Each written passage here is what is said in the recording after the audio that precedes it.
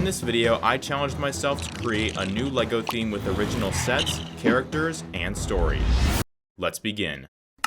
Okay, so when LEGO releases new sets, they usually fall under a specific theme, like City, Pirates, Marvel, Jurassic Park, and so on. So I'm challenging myself to create my own theme with 5 unique sets. And to spice this challenge up, I'm limiting myself to only use building parts from these sets. But first, we need a setting for our theme to take place in, because right now, it's looking a little plain.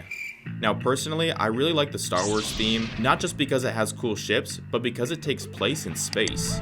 So that'll be the setting for our theme.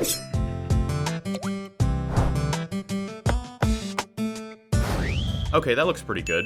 But this theme won't have much of a story without characters. I have a bunch of random parts from incomplete minifigs lying around, so let's put them to some good use and whip up some characters. Now I really like the way the original Ninjago theme set up its characters. Basically, there's a wise leader who puts together a group of 4 heroes to battle the main villain. So with that as inspiration and some more building, our cast of characters was complete. This first character takes on that wise leader role, and his name is Director Harry, which is kind of ironic. He's basically like the Sensei Wu, Master Yoda, or Mr. Miyagi of this theme. You can tell he's been around for a while because he's rocking a classic LEGO space shirt. And he's the one who brought our 4 protagonists together, first of which is Marshall.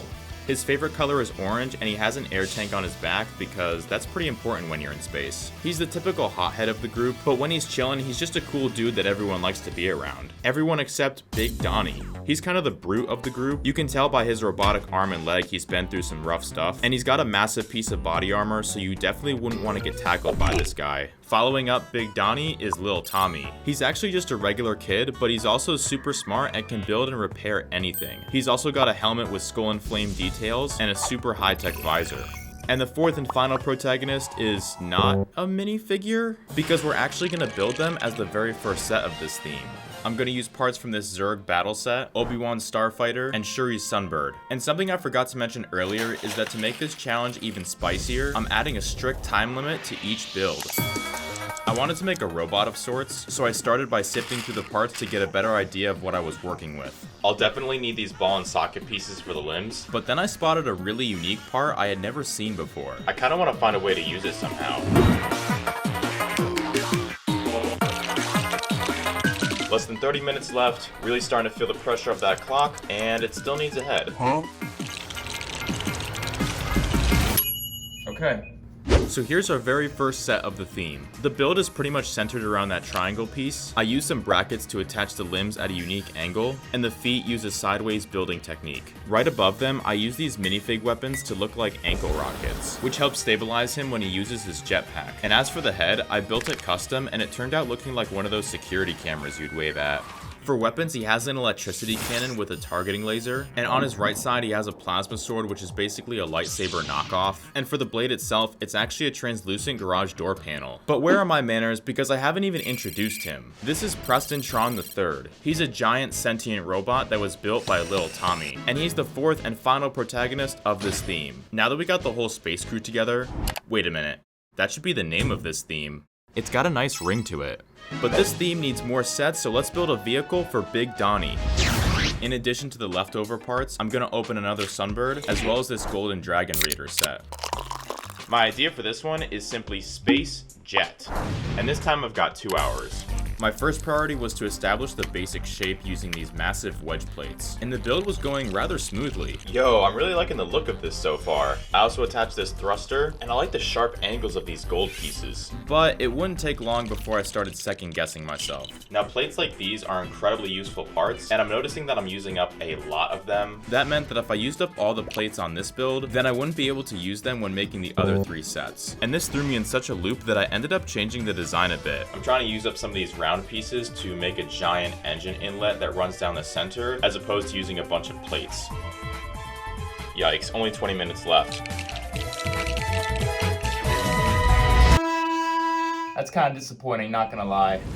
Okay, I'm not gonna lie, I kind of dropped the ball on this one. It doesn't look bad from a distance, but when you get up close, you can definitely see some spots that look incomplete. But nonetheless, this is Big Donnie's space jet. I am quite happy with the shape of it, which took some loose inspiration from some actual fighter jets. The windscreen folds open, and there's enough space inside for Donnie to be able to sit comfortably with his body armor on. And I actually had to offset his seat with a 2x2 plate, because it turns out minifigures with a peg leg can't sit down flat. Now, this long center section was what ate up most of my time during the build. I originally intended for it to be a giant engine inlet, but then I remembered there's no air in space, so I changed my mind and now it's a laser blaster. Now, something that's really important to the story of this theme are these. This is a can of space swag. They make all the vehicles and machines run better, and they can give them extra power, which is why Director Harry has ordered the space crew to collect as much space swag as possible. Now, sometimes their vehicles break down, but little Tommy is a mechanic, so let's build him his own shop. We'll be adding parts from this Iron Man armory set. Now, I could have tried making this garage fully enclosed, but with limited parts and only an hour to complete it, I decided to take a more modular approach. This is the basic layout, and I want each section to have a unique purpose. This time around, I spent less time worrying about the details and just tried to focus on really getting it done, which turned out to be the right call because this hour flew by. I'm gonna use the last 15 minutes to make some accessories to fill up the space a little bit more. Okay, so here's little Tommy's space garage. It's comprised of 4 different sections. This section is where he keeps all his tools when he's doing repairs. This one has a detachable crate with spare vehicle parts. This one has a tray to hold all the space swag they've collected. And this last section has guardrails because it's an ammunition station with laser and plasma refills. Seeing as there's some dangerous equipment in here, we need to keep people safe, so I added this energy barrier. You can even adjust the length of each side to accommodate the vehicle Tommy's working on. And to help Tommy out, I built these robotic arms with clips to hold tools. And lastly, I built this turret to defend the garage against the main villain, which I just realized I forgot to introduce. Wait, Director Harry's the main villain? And he's not even bald? Turns out the only reason he brought the space crew together was to let them find the space swag, only to steal it for himself. And now he wants us to add parts from these dragon cruisers and take 3.5 hours to build him a mobile space base? No, absolutely not. You betrayed the space crew, and that is so disgraceful. I can't even begin to fathom how you... Oh yeah, no problem, I got you. Going into this build, I had 2 goals. Incorporate some kind of transformation feature, and just to be extra, use all 8 of these massive tires.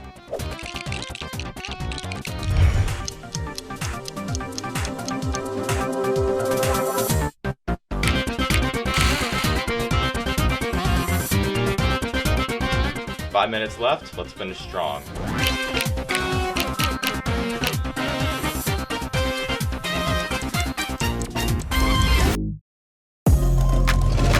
This is Director Harry's mobile space base. It's got 8 massive tires to traverse any planet, and I use these ratcheting joints to connect them at this really cool angle. Throughout the base are several spots to place the space swag that Director Harry stole, and smack dab in the middle is a spot for him to chill and control the base. When it comes to weapons, the front has some blades to ram into stuff, as well as a giant mega laser. But right now the base is in mobile mode, so I added a special function to transform it into base mode. Now it's locked in position and has moving defense turrets. But that doesn't matter because Director Harry is charging his mega laser to destroy the universe in 1 hour. And with the space crew in pieces, there's little hope of stopping him. But while the clock is ticking, let's hurry and build one last vehicle for Marshall. I'm gonna attempt to build a space cycle. With this being the last build that could alter the fate of the universe, the pressure was really on. And while I was building, the others managed to repair their sets as well.